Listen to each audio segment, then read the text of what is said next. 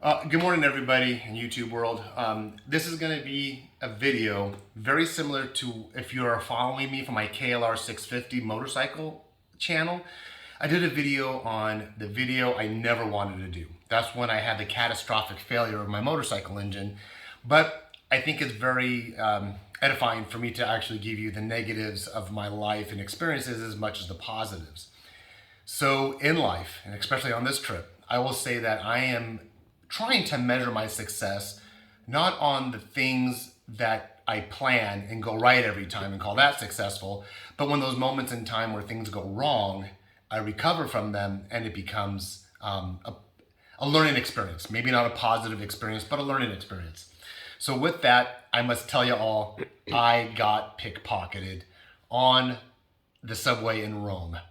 I watched all the videos. I saw the stuff that Rick Steves had to say. I bought all the little pouches and necks and bags to hide everything. I had it in my head and I had it in concept and in practice. My problem was my confidence fell into complacency where I thought nothing was going to go wrong. It would never happen to me. It happened to me yesterday. So I will tell you some of the nuances of how I travel, but first let me tell you the most interesting thing you're probably wanting to know, what happened. Well, there was a philosophical red light went on, and I should have watched it. And this was, the subway was packed like a sardine can. And one of the things that everybody will tell you on these videos, when the subways are packed in any major city, Rome, Paris, Madrid, Barcelona, don't go. No matter how safe, no matter how secure you think your things are, you will be a victim. Just plan on it, plan on it, plan on it. I saw how packed the subway was, but yet I did go. I went.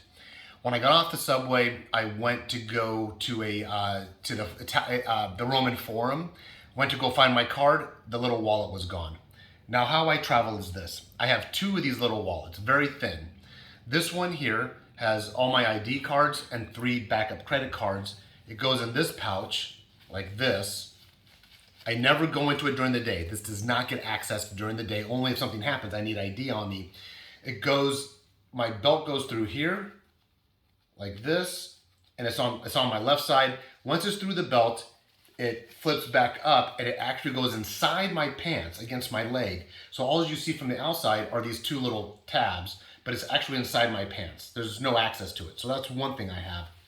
The other thing I have is when I carry the cash currency, I have this in this pouch, and this zips up. And my cousin, I showed my cousin Stefania, and she goes, yes, that's good that it's like that, but make sure the zipper is towards the skin, towards my back for more protection. So this goes on the back and then my shirt and pants. Never had an issue with this. Here's where I had the problem. Everyone will also say, do not put anything valuable in these. These are very convenient, very handy. I love it. That's where I went wrong. I put the other second one that had 3 of my credit cards in this pouch because I kept going in and out of it. It was easy access. So I'd pull it out, put it in, pull it out, pull it in. The zippers worked very, very well.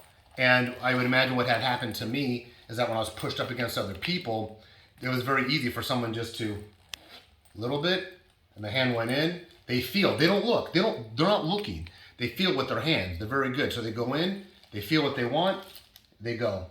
That easy. That's what happened. So when I got to the next venue, I looked. Now what's important to know is this. I do carry this, but the one thing I'm putting in this is garbage. Tissues, nasal stuff, a notepad, these things. Don't put anything valuable. Whatever you don't mind separating with, a lighter and a little pocket knife. You have to, if you want to use one of these, which I do like, plan on losing everything inside.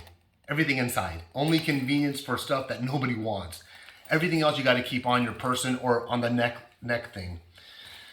I have a neck one, which I'll be using. And also, if you're in a hotel or staying with family, go into the towns with bare minimum. Maybe 1 credit card and a little cash.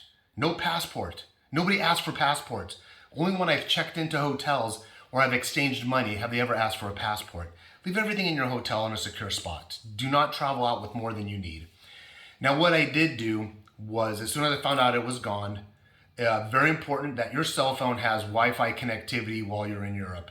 So I turned on my app. I went right to the bank. It was 2 USA Bank cards. I shut them down immediately, and then I had one Bank of America card. I shut that down immediately, immediately from knowing. Now, I probably lost continuity of the cards for about 45 minutes to an hour and 15 before I noticed. By the time I shut it down, the Bank of America card had an attempt that was declined. One of the USAA cards had an attempt that was declined.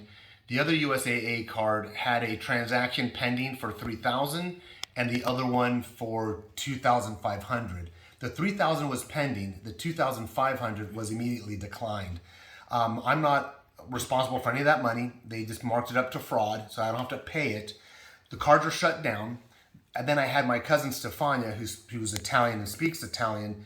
She called my hotel that I'm going to in about a week in Cinque Terre, and she discussed with the hotel proprietor, told him the situation, and that USAA was going to send one of the cards directly to them. And I called USAA, and they said, yes, if that's what you want. So I will be there in about 7 to 8 days in Cinque Terre. I'm going down to Naples next, then I'm going to Pisa for a couple of days. So by the time I arrive to Cinque Terre, the USAA card will be there. So one thing that helped me out was that I had a plan to travel in the amount of time that the card will take. The card will be 4 to 5 working days, which it'll probably get there a day or two before me, and then I'm in Cinque Terre for 3 days after it gets there. So I think that's a safe spot. That worked out well. Not only that, it was the last hotel in Italy I'm staying at, which it was easy for my cousin Stefania to call them. I could speak Italian, but not that good over the phone, and not that good with somebody who doesn't speak any English. So what I had benefit to me is that night I was staying at a family's house, and my cousin called. It was easy to convey the situation to the proprietor, and I will be there about the same time the card arrives. So the only recommendation I can give to you guys is don't let your confidence play into complacency. That's what I did. I was way too confident, got complacent, thought I can do everything. And I did 2 major things, maybe 3, that I knew better. Number 1, I put something valuable in this. Do not. Number 2, I went into the subway when it was packed. 2 things I already knew before I came to Europe, I got confident with because, it's not going to happen to me, and I fell victim.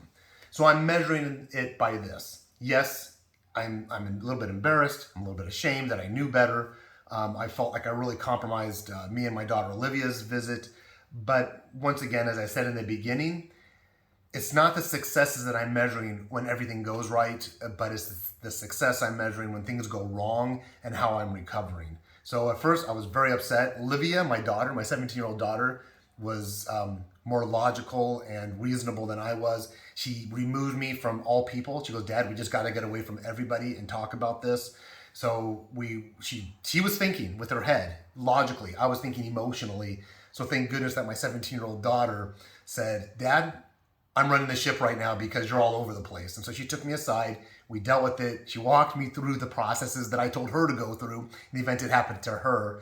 So thank God my daughter was with me. So with that, I hope you guys learned something very valuable. It's going to happen. And like my cousin Stefania said, if it happened to me at that moment, many people on the subway it happened to at that moment, that day, they're out there. It's like trying to say, I'm going to go out in the rain. Even with an umbrella, you'll still get wet. So play it safe, people. Thank you very much. Hope you learned from it. We're good. We're solid. Nothing lost. All experience gained. So, excuse me. Anyways, I'm going to follow up with the video, a more detailed video of the Vatican and how to visit the Vatican to the best of your time and money. Other than that, have a great day, YouTube. Thank you for following along. I hope I never have to make a video like this again. Bye-bye.